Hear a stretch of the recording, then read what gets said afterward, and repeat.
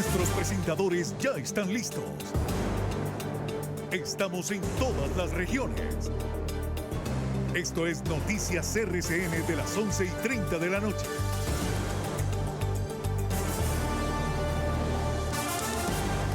Saludos a ustedes en casa. Abrimos esta emisión con estos videos de seguridad del robo de camionetas de alta gama en el departamento del Meta. Los vehículos, según investigaciones de la policía, fueron a parar a manos del peligroso cabecilla de las disidencias, alias Calarcá. Ya les contamos más detalles.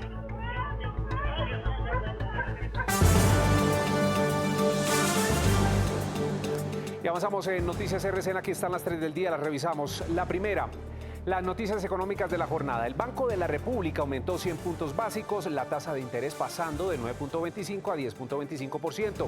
El ministro de Hacienda calificó de equivocada la decisión. Por otro lado, el gobierno nacional anunció que a partir de febrero la gasolina bajará 500 pesos. La segunda, la Embajada de Estados Unidos en Venezuela confirmó la liberación de todos sus connacionales que permanecían presos en el país. Esto ocurrió luego de que Delcy Rodríguez anunciara horas antes una amnistía general a todos los presos políticos y el cierre del helicoide, el centro de tortura del régimen venezolano. Y la tercera es deportiva, no podía ser otra. El partido de la historia que protagonizarán mañana en Medellín, el Inter de Miami con Lionel Messi frente al Atlético Nacional en el estadio Atanasio Girardot. El juego será a las 4 de la tarde con transmisión del canal RCN.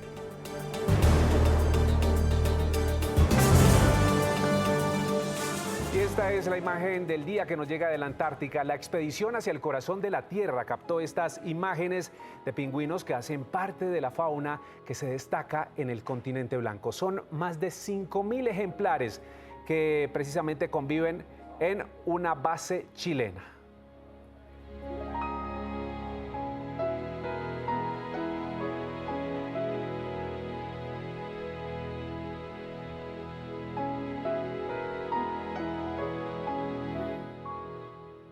Bueno, ya lo decíamos en las 3 del día, hoy el Banco de la República anunció el aumento en las tasas de interés, un incremento que fijó en 100 puntos básicos, es decir, la tasa pasa de 9.25 a 10.25%. El ministro de Hacienda se mostró en desacuerdo con la decisión. La Junta Directiva del Banco de la República decidió por mayoría incrementar en 100 puntos básicos la tasa de interés de política monetaria a 10.25%. 4 directores votaron a favor de esta decisión, 2 por una reducción de 50 puntos básicos y 1 por mantenerla inalterada. Aumentar la tasa de referencia solamente impacta el costo financiero de la producción, pretenden evitar el crecimiento económico, contraer la economía y esto en medio de una dinámica de expansión de la demanda agregada solamente tiene efectos inflacionarios. Y la noticia, por supuesto, va a tener impacto en el bolsillo y aquí se lo explicamos muy clarito. Por ejemplo, subirán todos los tipos de crédito, tanto en las tarjetas como en los créditos hipotecarios y en general todos los productos financieros. Y aquí aterrizamos el tema. Si usted compró, por ejemplo, un celular a cuotas por 1 millón de pesos, con la tasa de interés de 9.25% efectivo anual, pagaba 1.092.500 pesos. Ahora, con el incremento del 10.25%, ese celular le costará 1.102.500 pesos.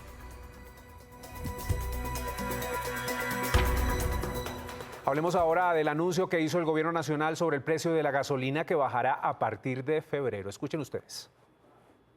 Va a emitirse el decreto mediante el cual se reduce el valor del precio de la gasolina para el mes de febrero en 500 pesos. Y avanzamos con otras noticias. Vean, la Embajada de Estados Unidos en Venezuela confirmó la liberación de todos sus connacionales que permanecían presos en el país. Esto luego de que Delcy Rodríguez anunciara una amnistía general a todos los presos políticos y el cierre del temido helicoide, del centro de tortura del régimen venezolano. Desde la ONG Foro Penal, así como la Nobel de Paz, María Corina Machado, exigen la inmediata excarcelación de las más de 700 personas que aún continúan tras las rejas por razones políticas. Hemos decidido impulsar una ley de amnistía general que cubra todo el periodo político de violencia política de 1999 al presente. Y encargo a la Comisión de Revolución para la Revolución Judicial y al Programa para la Convivencia Democrática y para la Paz para que en las próximas horas, instalados en urgencia, presenten la ley ante la Asamblea Nacional.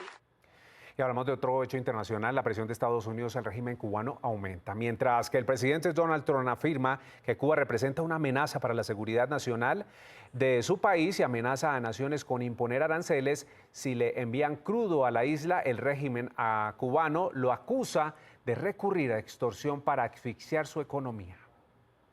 El presidente Donald Trump aumentó la presión contra el régimen cubano.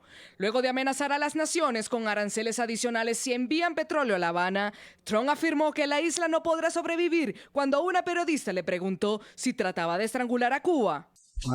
No sé, la palabra estrangular es terriblemente dura. Cuba es una nación en decadencia y hay que compadecerse de Cuba. Creo que Cuba no podrá sobrevivir. El jefe del régimen, Miguel Díaz-Canel, reaccionó en su cuenta X. Presidente Trump pretende asfixiar la economía cubana imponiendo aranceles a países que soberanamente comercian petróleo con Cuba. La presidenta de México, Claudia Sheinbaum, instruyó a la Cancillería contactar al Departamento de Estado para conocer los alcances del nuevo decreto arancelario. La aplicación de aranceles a países que suministran petróleo a Cuba podría desencadenar una crisis humanitaria de gran alcance. La Cancillería de Argentina, por su parte, pidió a sus ciudadanos evitar viajar a la isla, que según datos de la consultora Kepler publicados por Financial Times, contaría con reservas de petróleo para 15 o 20 días. Bueno, y regresamos con noticias de Colombia. Vamos a norte de Santander porque continúan las manifestaciones de solidaridad con las familias y amigos de las 15 víctimas de la tragedia aérea registrada el miércoles. En Cúcuta, a través de una ceremonia eucarística, dieron el último adiós al congresista Diógenes Quintero. Brandon Galvis, usted tiene los detalles. Adelante. Compañeros televidentes, buenas noches. Así es, fue un homenaje póstumo que se le realizó precisamente en las instalaciones de la Asamblea Departamental y posterior a ello fue trasladado el féretro hacia la Catedral San José de Cúcuta, donde en medio de una ceremonia eucarística, sus amigos, familia, pero también los compañeros en el Congreso de la República le rindieron el último adiós en la capital norte santandereana. En medio de una Eucaristía y cámara ardiente, los cucuteños se despidieron del congresista Diógenes Quintero.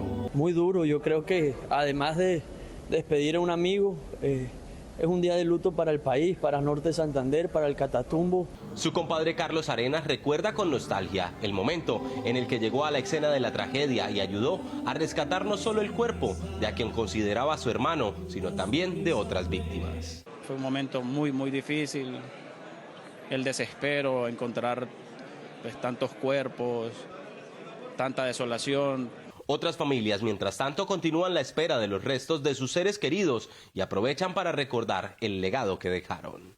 Anigley se fue, pero un recuerdo muy bonito. Los 9 años y medio que estuve con ella fue espectacular. La mayoría de cuerpos retornarán al Catatumbo, donde permanecerán en la memoria de los habitantes tras la huella que dejaron allí. Hace pocas horas se confirmó que salió precisamente el cuerpo del extinto congresista Diógenes Quintero hacia la ciudad de Ocaña.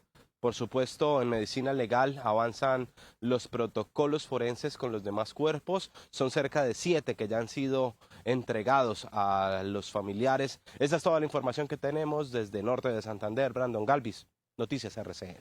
Muy bien, Brandon, gracias. Y es preocupante el panorama de violencia que sigue viviendo el departamento del Cauca, especialmente por la asonada ocurrida en el corregimiento El Plateado, que dejó 3 muertos y 29 heridos. Carlos Andrés, usted precisamente estuvo muy atento al Consejo de Seguridad que se adelantó en las últimas horas. ¿Qué dijeron las autoridades al respecto? César, televidentes, buenas noches. La noticia importante del día, la inserción de 300 nuevos militares al cañón del Micay. Ellos ingresaron por la parte posterior para contrarrestar el accionar del Frente Carlos Patiño, que es el que tiene injerencia ahí en el Plateado. Y precisamente sobre el Plateado debatió una comisión de alto nivel aquí en Popayán, 4 viceministros y la consejera presidencial para las regiones. 3 conclusiones: la fuerza pública no saldrá del territorio. Sí o sí hay que erradicar los cultivos de uso ilícito, pero el diálogo es la prioridad. Lamentablemente hay acciones de violencia que lo que buscan es primero generar un ambiente de zozobra, mostrar que estamos divididos, que no es cierto, y que aquí atacamos a la ciudadanía. Aquí hay unos grupos que hace mucho tiempo dejaron de ser insurgentes, que son grupos de narcotraficantes, a los cuales hay que poner en buen recaudo, pero proteger a la población. César, televidentes, miren lo que pasó a plena luz del día en la vía Panamericana, aquí muy cerca en las goteras de Popayán. Delincuentes armados se robaron esta camioneta doble cabina. Dicen los usuarios de la vía internacional que es un hecho preocupante pero indignante, porque en ese mismo tramo, el pasado fin de semana, asesinaron a un deportista por robarle una camioneta. El pasado mes de noviembre asesinaron a un sargento del ejército, también en una situación de robo. Al senador Temístocles Ortega lo atacaron ahí muy cerca y fue de ese punto donde secuestraron al hijo del cantante Giovanni Ayala. Menos de 14 kilómetros y no es explicable por qué no hay un mayor control por parte de las autoridades. César, televidentes, la información desde Popayán, Carlos Andrés Gómez, Noticias RCN. Difícil, muy difícil situación, por supuesto, en esa zona del país. Gracias, Carlos. Y a propósito del robo de vehículos, les contamos que en fincas del Meta y Cundinamarca, hombres fuertemente armados robaban vehículos de alta gama. Según las autoridades, las camionetas eran entregadas a la estructura de alias Calarcá. 11 personas fueron capturadas. Con armas y pasamontañas llegaban a fincas en el Meta y Cundinamarca. Primero intimidaban a las familias, luego las secuestraban por un par de horas y finalmente se llevaban camionetas de alta gama como esta para entregárselas a alias Calarcá. Gracias a un trabajo de la policía del Meta durante 6 meses, lograron ubicarlos y capturar a 11 de los criminales. Iban a ser entregados al bloque Jorge Suárez Briceño, que opera en el departamento, y es para entregarle movilidad a los cabecillas. En las zonas vestían con prendas militares para ganarse la confianza de los pobladores. Tenemos 15 camionetas, pero muy seguramente tenemos más personas afectadas, y es aquí donde invitamos a toda la ciudadanía que ha sido afectada por este grupo. En medio de los allanamientos encontraron pistolas, escopetas y municiones. Los 11 capturados fueron entregados a la justicia por los delitos de hurto agravado y secuestro simple. Y hablamos de la decisión de la Corte Constitucional de suspender el decreto de emergencia económica. Más gremios se suman a las voces que aseguran que es una decisión acertada porque los colombianos no tienen cómo pagar más impuestos. La suspensión del decreto de emergencia era necesaria y es coherente con la Constitución y cumple una función clave, que es evitar la consolidación de perjuicios irremediables derivados de estas medidas excepcionales. Desde FENALTO destacamos la valerosa decisión de la Corte Constitucional de suspender el decreto de la emergencia económica, una emergencia económica que carece de fundamento técnico y económico. Yo creo que le pone una cortapisa importante al Ejecutivo, no solamente a este Ejecutivo, a este gobierno, sino al Ejecutivo de aquí en adelante, para que no haga uso, digamos, de estas estrategias, digamos, de calendario para tratar de eventualmente, digamos, afectar a los contribuyentes como lo estaba haciendo esta estrategia que había implementado el gobierno nacional. Es momento de conocer lo que ocurre en otras regiones del país. Aquí está el siguiente panorama nacional. Continúa la crisis en la salud en el Valle del Cauca, producto de la billonaria deuda y la suspensión de atención en varias IPS del departamento. El servicio de urgencias del Hospital Universitario del Valle tiene una sobreocupación del 400%, situación que genera alerta entre las autoridades sanitarias. Migración Colombia puso a disposición de la justicia a Brian Steven González, alias Mono Candelo, integrante del Clan del Golfo, uno de los más buscados en el sur de Bolívar tras ser deportado de los Estados Unidos. El capturado fue requerido por circular azul de la Interpol y deberá responder por los delitos de homicidio, concierto para delinquir agravado y porte ilegal de armas. En alerta permanecen las autoridades del Atlántico por las condiciones que se pueden registrar. Se esperan vientos que pueden llegar a los 60 kilómetros por hora y olas de hasta 4 metros. En todas las playas del Atlántico hay operativos para garantizar la seguridad de los turistas. Cansados de no conseguir respuesta, nuevamente habitantes del municipio de Oiva hicieron un plantón pacífico en carretera nacional entre Bucaramanga y Bogotá, lo que generó gran congestión vial en este sector por más de 12 horas. Exigen la presencia del INVIAS y Ministerio de Transporte para conseguir soluciones y arreglar este tramo que presenta gran hundimiento en la carretera nacional de Santander. Y un voraz incendio consumió hace pocos minutos el peaje Bicentenario ubicado en la vía que conduce de Guaduas, Cundinamarca a Honda. Ustedes están viendo precisamente esas imágenes que nos llegaron hace poco. La emergencia fue atendida por organismos de socorro quienes lograron sofocar las llamas. Al parecer, una falla en un vehículo habría provocado la conflagración. ¿Por qué Trump quiere quedarse con Groenlandia? En este momento, ¿dónde están los intereses de potencias como China y Rusia? ¿Hacia dónde va el auge del petróleo y la descarbonización? De geopolítica y economía global conversaron Claudia Gurizati y Fernando Arancón, director del medio de análisis y asuntos internacionales El Orden Mundial y autor del libro Las fuerzas que mueven al mundo. Esto ocurrió hoy en el iFestival en Cartagena. Este pulso silencioso de todos estos países que ahora Trump lo pone de manifiesto, ¿qué hay en el fondo? ¿Por qué Groenlandia se está convirtiendo en este caramelo? Se ha convertido durante años, lo que pasa es que había sido muy silencioso y Donald Trump lo pone en evidencia. Que Donald Trump entiende todo como un negocio, en realidad es una especie de mercader, al final su madera de empresario nunca la ha abandonado, incluso siendo presidente. Él entiende todo se puede comprar, todo se puede vender, todo es una potencial transacción. Por tanto, los territorios también forman parte de eso, no es la soberanía estatal más clásica. Las arterias del Internet, es increíble el mundo invisible que hay ahí, pero ese mundo invisible también tiene una serie de tensiones y de diferencias. Y si esto fuese un atlas del cuerpo humano, esto sería el del sistema sanguíneo, básicamente, el de las venas y las arterias, ¿no? Esto es ahora mismo lo que sostiene nuestras vidas, todo esto, estos cables. Cuando hablamos de la nube en realidad está en la Tierra, no es una cosa etérea por ahí flotando. Luza, gracias. Hasta aquí esta emisión de Noticias RCN. Feliz noche para todos.